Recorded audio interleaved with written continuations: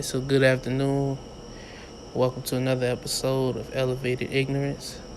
Tonight I'm joined by one of my best friends. It's gonna be a frequent guest on this show. Shouts out to Big Stan, man. Introduce yourself. What's good? It's Big Stan. Shit, it's my boy KP. But I ain't gonna be no frequent ass user on here. Just to let y'all know that we gonna set the air clear on that one. But what's going on with y'all? Alright. Today's episode, what seems to be all over the news today, is Tekashi 6ix9ine. Alright, so just to get a little background on Tekashi, to me he kinda came out of nowhere, you know what I'm saying? It's like one day we seen this little rainbow haired kid say claiming blood. Like, what you think about him? Well, yeah, I didn't even know about him either, but I just started, first thing I heard about him was, the little rape thing, the underage girl thing. That was the first thing you heard about? Yeah, that was the first thing I heard. That's when the first time I actually heard about him. Mm-hmm. But then I actually went and I actually heard the Gummo song, and I'm not gonna lie, it was pretty hot, Mm-hmm. But other than that, other than the Gummo song, I don't really have nothing for the guy, man. I don't really know him. I see he did some various antics and things, but yeah, I don't really have much for this guy, man. It's kind of sad that he kind of from what I hear, dragged these guys into this, got them doing criminal activities, even though they were criminals. Yeah, they was already criminals. Yeah. But it's still the fact, if you're gonna be part of of quote unquote their family, I feel like you should at least do them a solid and hold them down, Yeah. But shit, what you think about it? I don't know. I think to me, like I said, he did come out of nowhere with it. I wasn't a big fan of his music at the end. I mean, at the beginning. But I don't know. Towards the end, it's kind of his antics grew on me. I see him on the internet doing dumb shit all the time. Right. But I think what really got me was that Breakfast Club interview. That Breakfast Club interview was because I think they are picky with who they like and who they're gonna give a good interview to, and I think they came in there with the intentions of we gonna shit on this nigga Tekashi, and he handled himself like he really played them. Yeah, I feel like he handled himself well, Mm-hmm. I don't know. But I guess that's part of, the Breakfast Club's approach, so Yeah. I can't be mad at Charlemagne or Envy or Yee, so. Let me see if that bitch recording. So yeah, I think they are picky with who they choose to give a good interview to, but he made me a fan right there because he stood on whatever persona, even though I think we all knew it was fake, but he stood on it. They tried to make him look bad, and he actually got even more popular. I think that was their best, as far as views go, interview to date. Man, fuck all that shit, man. I ain't gonna lie, man. The persona, that shit not cool, man. I don't know what he trying to portray, man. Like that's giving off a bad sign to people. Don't go and follow that, man. That's all I have to say. I think he was just following the trend. Following the trend? What you Yeah. mean? Like, people want to be gangster. Nah. Even if people know it's fake. Like, have you heard of this guy named Lil Tecca? Nah, I've never heard of Lil This Tecca. is the nerdiest looking nigga you ever seen in your life. But he raps about, you ever heard that? No, if you ain't heard of him, you ain't heard of the song Ransom. But in the song Ransom, he's like, I got 2 twin Glocks, turn you to a dancer. But he comes out on his Genius interview, and he just admits, I'm not a gangster. He's like, I'm nothing close to a gangster. I've never owned a gun in my life. It's just songs. So I think people love to pretend. How many times, you go to school, I go to school, well, I'm going back to school, but I worked at a quote unquote corporate job. I listen to gangster shit on the way to work. nothing about my life is gangster, but you love gangster music. You know what I'm saying? I don't know everything about your life, but I'm pretty sure nothing about your life is gangster. But you won't mind listening to some gangster shit.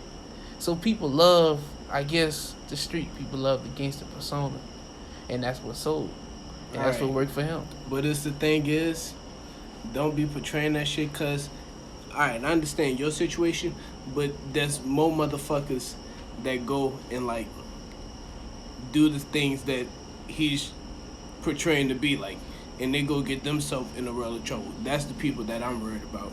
Yeah. You know?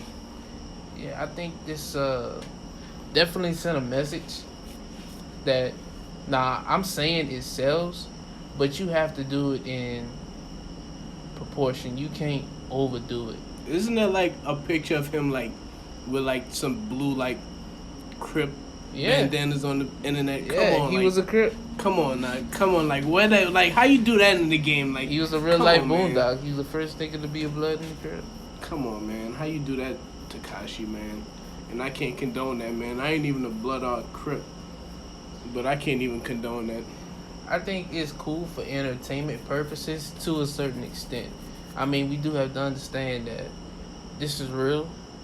You have people who are really dying over this blood and Crip shit. Like, you have people who lost their lives just because they lived on the wrong side of the street. You know, this is not a game. You know, I think in a message to anybody who listens, this is what can happen. We all knew when you play gangster, this is what really could happen. You can really be facing 47 years in prison for playing gangster. I mean, I guess all you could take the Tekashi route and fucking snitch. Or you can take the Tekashi snitch. Tekashi. And that's another thing too. Like, how you just gonna snitch on everybody? Like you wasn't a part of it. Like, yeah, dude, man, come on, man. Don't fucking throw the stone and fucking hide your hand, dog. Yeah. Come on, Tekashi, man. Like, people have really went to jail for doing less. Like, their life is gone this from one mistake. Throwing names out like he fucking Randy Johnson or some shit. Come on, man. Like, this is not a game. You're really playing with people's lives, man. Right. And okay, you'll get out in 2, 3, 4, 5 years. What happens after that? You can't rap no more. I mean, you never know, man. He might come out, man. He might come out and have a #1 single. You think people gonna really mess with him? I think people will too. Now that I think about it, they was messing with him before. So what's the difference? It's not like we didn't know this guy wasn't gangster. It wasn't a secret. You know what I mean? But I think what surprised everybody was how he just forthcoming with information as soon as trouble came around. You know, if you remember, he fired his whole clique right before he went into jail. So I didn't even know that. Yeah, Tell me more about that. He tried to distance himself, so he was again he went back to the Breakfast Club interview, and they was asking him, about it. So they had an inside guy in their clique who recorded all the conversations, got videos, evidence, everything, tying Tekashi 6ix9ine to this stuff, to this the Trey 9 Bloods or the 9 Trey Bloods, something like that. So he literally fired Shotty. He fired everybody in this crew because he knew this investigation was about to come up, and he knew he was about to go to jail. So he fired everybody 2 days before he had to turn himself in. I guess, I don't know, shit. So he planned on snitching before this even started. Yeah, I guess he did it like a good businessman, like a good corporate America person. Yeah. Shit, he covered his ass to the T, man. Mm-hmm. But it sucks for Shotty and I don't know the rest of the other guys' names, but yeah, I mean, it's like these guys, quote unquote, were loyal, even though they did smash his baby mama. Oh, they smashed his baby mama? They ran a train on his baby mama. I mean, well, shit. I gotta hear more about that because you know why? You know why? Because if she allowed that shit, unless it was like some forced shit, it's two different situations. So that's what I'm saying. So I mean, you gotta look at your baby moms like you gotta look at her first. So that's another question. What loyalty should he hold to them? They smashing his baby mama. The ultimate level of disrespect. I mean, but see, I don't know, man. I feel like dudes get it twisted, man. Like dudes let too much of their personal life, like you don't let too much of your personal life be known. Because at the same time, you're a celebrity. I feel like you should keep that. That's like the only thing that you could run to whenever you having a bad day, you know. Because the life of a celebrity is hard, you know. And that's the only person that you can talk to. And now that the public know about that, you don't have anyone that you could go talk to. So I feel like that's a mistake on his part. I understand you was under the false impression that was family, but look, hey man, some things you just gotta keep to yourself, man. That's just the way I feel. I think one of the biggest revelations he made today, outside of just pointing people out, uh, was just the details. I think everybody, like, again, I'm gonna say it again. Everybody knew this guy wasn't a gangster. You know, he even admitted. You remember that video? He was in Chicago when he was beefing with Chief Keef, talking about I'm in your hood. He was there for 13 seconds. He literally filmed the video and he left.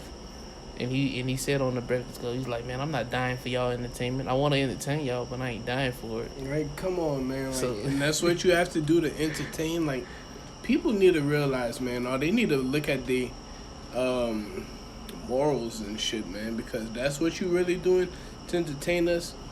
Going to somebody's block, yeah, man, and trying to taunt them. Like, what if like somebody you don't even know, they might feel disrespected.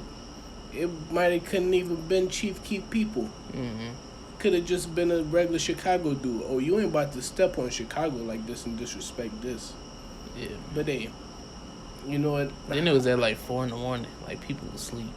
Yeah, man. But you know what?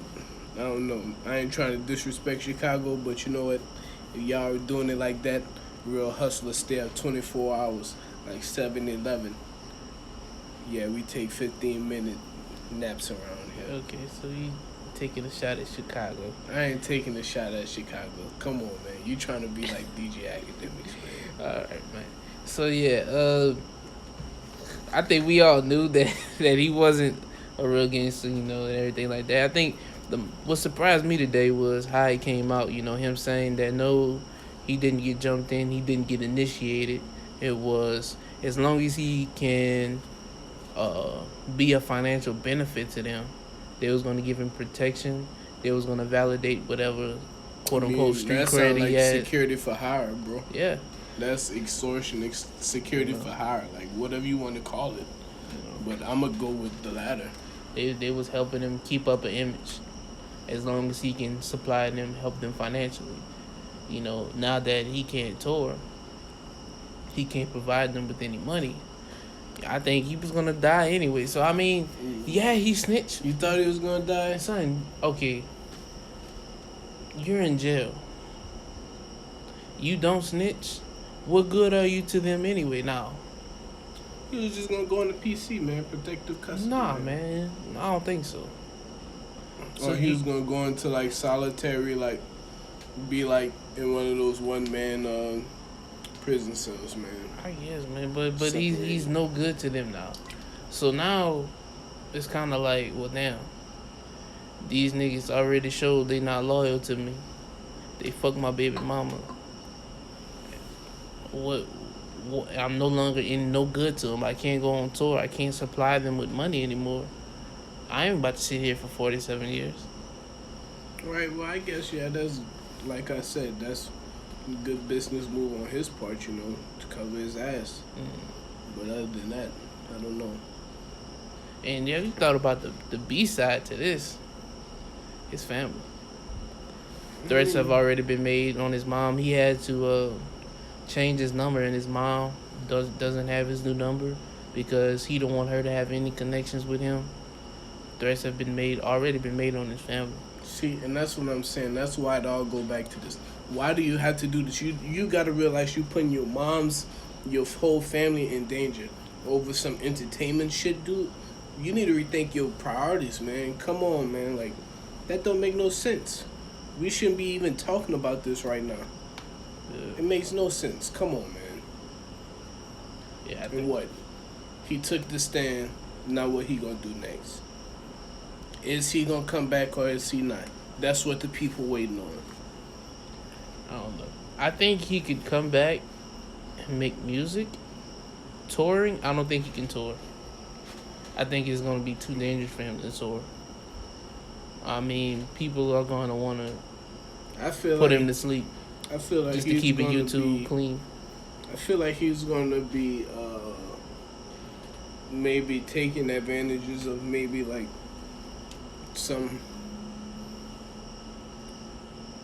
private shows, maybe through like Apple or like one of these streaming platforms. Maybe he might do something like that, or maybe he might just go to like remote locations, go to places where people know that he can't get touched at. Yeah, he's probably gonna have to go overseas. More than likely, he's gonna have to go overseas. But hey, we're going to see after everything's all said and done.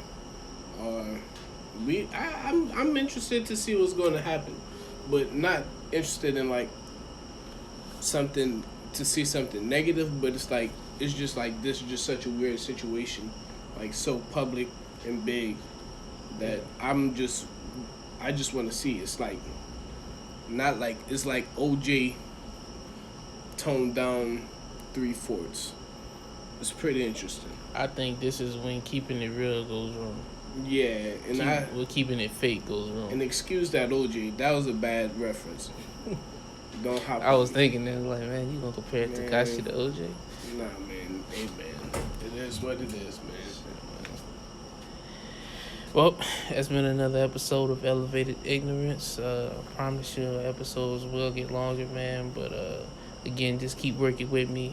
I'm going to get better at this, and we can provide you with the best content possible. Thank you, and I'll see y'all next week. Thanks.